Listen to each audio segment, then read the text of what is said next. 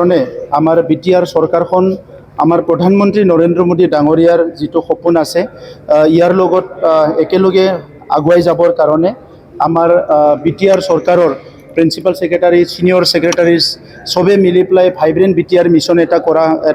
mission এটা লোৱা হৈছে আৰু সেই ভাইব্ৰেন্ট মিশনেৰ প্ৰথম মিটিং আমাৰ কাউন্সিল পৰ্যায়ৰ ডিস্ট্ৰিক্ট পৰ্যায়ৰ ব্লক পৰ্যায়ৰ অফিসাৰসকলৰ লগত ইয়াতে এই মিশনটো কি ইয়াৰ ওপৰত পৰ্যালোচনা হৈছে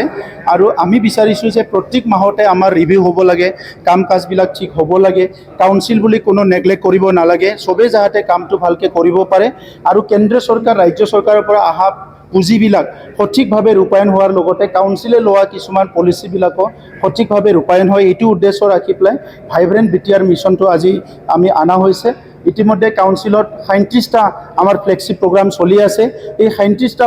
ফ্লেগশিপ প্ৰগ্ৰাম বিভিন্ন ডিপাৰ্টমেণ্টত আমি এই ফ্লেগশিপবিলাক ৰূপায়ণ কৰিছোঁ কাৰণ উন্নয়নৰ যিটো গেপ আমাৰ আছিলে 30টা বছৰমান আমাৰ অঞ্চলত ইনষ্টেবিলিটিৰ কাৰণে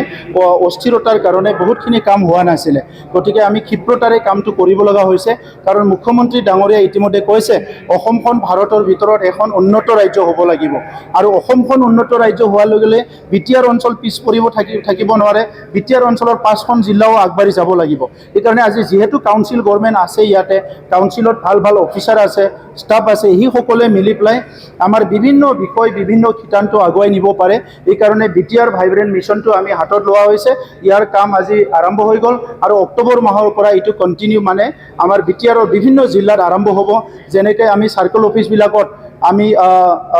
কমপ্লেইন বক্স দিব বিচাৰিছোঁ লাহেকৈ আমি ব্লক অফিচতো কমপ্লেইন বক্স দিম যাতে পাব্লিকৰ কিবা প্ৰব্লেম হ'লে গ্ৰেভেন্সেছবিলাক দিব পাৰে তেনেকুৱা এটাকৈ কাম আমি পাব্লিকলৈ এটা গুড গভৰ্নেন্স যিটো সুশাসন বুলি কয় ইয়াৰ এটা ব্যৱস্থা কৰিবলৈ আমি গৈ আছোঁ ৰাজ্যপাল অসমৰ কোকৰাঝাৰলৈ আহিব আমি তেখেতক আদৰিবলৈ ৰখি আছোঁ আৰু তেখেতে অহাকালি আমাৰ ইয়াত যিটো ইণ্টাৰনেশ্যনেল পিচ ডে এইটো মানে ইয়াত অবজাৰ্ভ কৰাত চিফ গেষ্ট হিচাপে অংশগ্ৰহণ কৰিব ইয়াৰ লগতে অসমৰ আগশাৰীৰ লেখিকা অথৰ চিনিয়ৰ মোষ্ট জাৰ্নেলিষ্ট তেখেতে ক্ৰিটিকো হয় নিৰ্জা চৌধুৰী ডাঙৰীয়ানো আমাৰ ইয়াত উপস্থিত হ'ব আৰু লগতে আমাৰ অসমৰ এজন আগশাৰীৰ চিনিয়ৰ মোষ্ট সাংবাদিক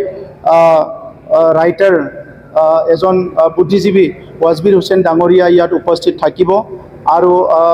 বহুতখিনি অতিথি ইয়াত অলৰেডি আমন্ত্ৰণ জনোৱা হৈছে অহাকালি আমি ভালকৈ অবজাৰ্ভ কৰিম মহামহিম ডাঙৰীয়াই এইটো প্ৰগ্ৰামৰ পিছত যিটো ইণ্টাৰনেশ্যনেল পিচ ডেৰ পিছত ছেক্ৰেটাৰিয়েটলৈ যাব আৰু আমাৰ কাম কাজবিলাকৰ ৰিভিউ ল'ব